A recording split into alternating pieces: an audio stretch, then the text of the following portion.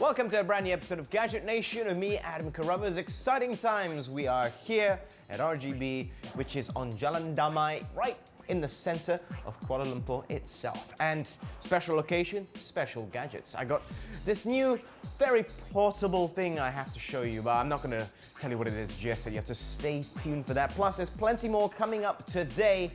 Let's start the show.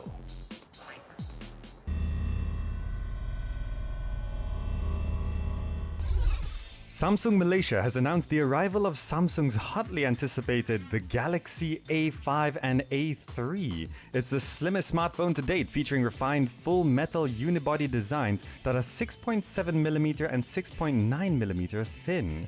It comes in a variety of catchy hues, including pearl white, midnight black, platinum silver, and champagne gold to accommodate personal style of diverse users.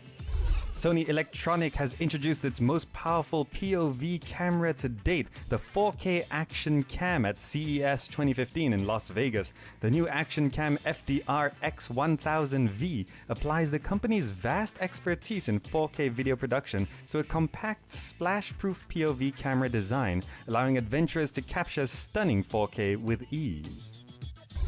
Lenovo has also announced its Vibe Band VB10 smart wearable at CES 2015, featuring a 1.43-inch e-ink display and a claimed 7-day battery life. The Vibe Band VB10 looks like a cross mix between a Pebble and Sony's Smartband Talk. The Vibe Band will be sold starting in April for about 316 ringgit. I did promise you some gadgets. You know I absolutely love my gadgets, so I've spent a little while playing with this certain device for a little while just to get ready for today, and it's about portability. It's an Ultrabook, something which always excites me because I don't like carrying heavy stuff, but who does, right? Unless you're going to the gym, that's a whole different story. So let's showcase something from Lenovo.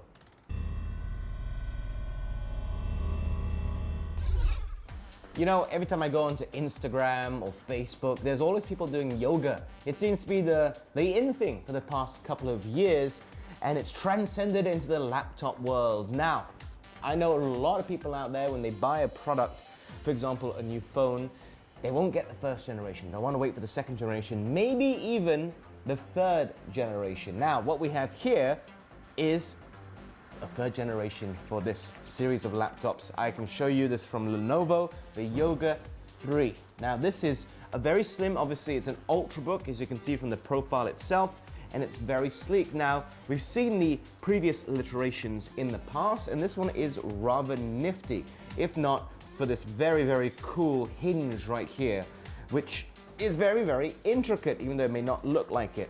Aha! So I can flip it around and make it into my own little tablet right here. It'll be a little bit of a heavy tablet, but still a lot to love about it. In fact, this is a lot of love, but a very pricey price tag itself, which is just a shade. We're talking 1 ringgit less than 5,000 ringgit, which is a lot to opt for. Now, if you follow the market trends and you follow the sales of laptops just around the world, be it Ultrabooks, etc., you'll notice that they're not doing too great in terms of sales. I mean, it's not that it's been going downhill, it's kind of flatlined almost. And at 5,000 ringgit, it's asking a lot to buy something which you could probably spend money elsewhere on in terms of more power, packing more of a punch.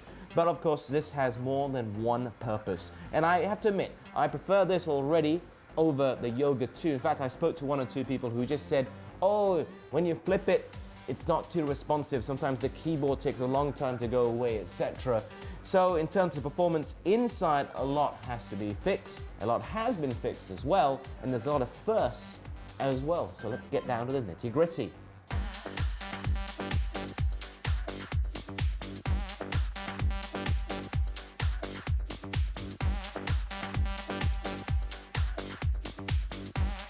Firstly, let's talk about the hinge, which allows it to flip over and become a tablet. Now, as you can see, a lot of it is just there, but it's these little connecting parts itself. There's 6 of them in total.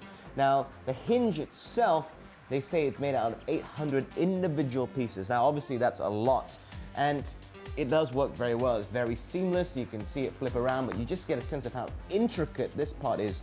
When I rub my fingers and I can hear just all the little pieces rubbing against my finger. I quite like that. Feels like a piece of jewelry almost. Now, in terms of lightness, how does this all help? They say it's about 14% lighter, so obviously that's a big plus point considering this is an Ultrabook. Now, as for the screen, that's another thing I want to talk about because it's absolutely stunning. No matter what you're doing, be it editing, whatever, be it browsing the internet, be it taking pictures or just viewing photos, reading something, it is really stunning. I mean, it's QHD and wow is all I can say. I've really enjoyed looking at it. It's a big, big plus point. Now, for the internal specs itself, away from the 13-inch screen, it's the first consumer PC to use this Intel Core M. Now, they say this is really good for Ultrabooks because you can effectively use less cooling power, even to an extent no fan whatsoever. So obviously that just decreases the weight and the power consumption in general.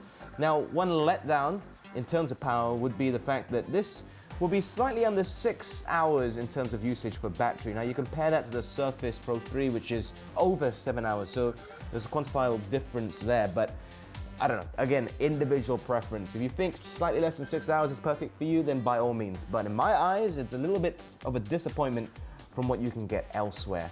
Now, they've maintained this smooth keyboard whereby if you notice, if you look very carefully, it's got this slight downward curve momentum, which helps when you're typing and making sure your fingers don't slide off to other keys and you're typing something else. So big, big plus point right there. It's Gorilla Glass. It's SSD, obviously being an Ultrabook. There's two variations, 256 and 512. So obviously depending on your individual preference, also depending on your budget, depending which model you're going to get. In terms of multimedia value, like I said, the screen itself is fantastic. The speakers is using JBL. It's also pretty nifty as well. Rather good performance for something so slim, so I can't really complain too much in that aspect.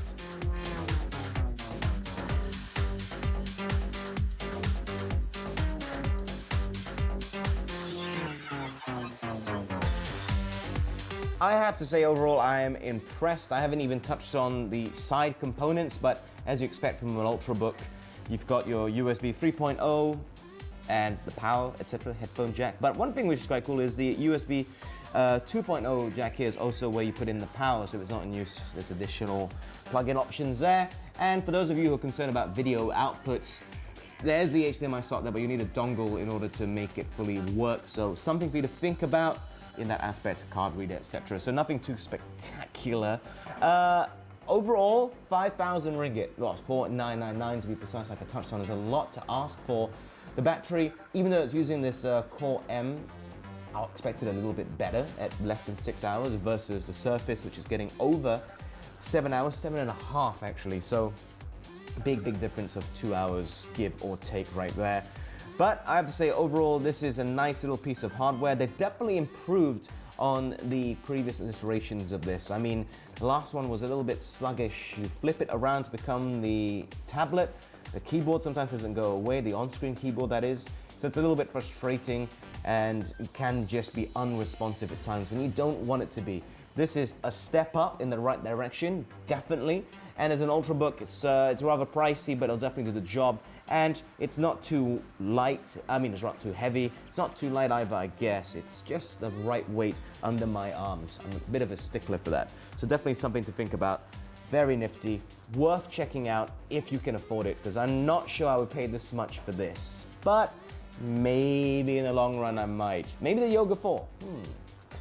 If you're the one creating the group, you decide who's in and who gets the boot. For your family's most popular stops like school, work, and home, Life 360 can send automatic notifications.